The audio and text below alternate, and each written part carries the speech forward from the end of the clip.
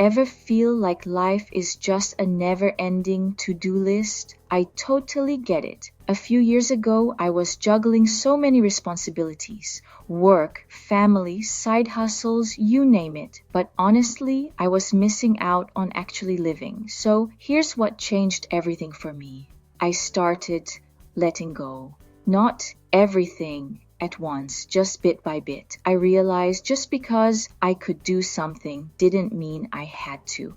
I dropped a few non-essential tasks and suddenly I could breathe again. Another big shift? Saying no. I used to jump at every opportunity, thinking it was the path to success. But the relief I felt after turning things down, wow. Saying no isn't selfish. It's actually saying yes to myself.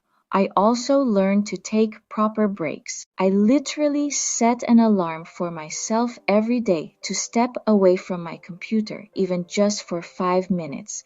It's such a simple reset, but it works wonders. And my home, I keep it calm and clutter-free. A peaceful space equals a peaceful mind. Trust me, you don't need a perfect apartment, just one where you can unwind. If decluttering feels overwhelming, start tiny. Clear one surface, add a little nature, light a candle.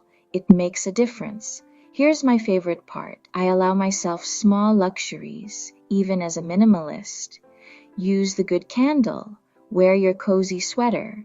Drink your water from the fancy glass. Today is special enough.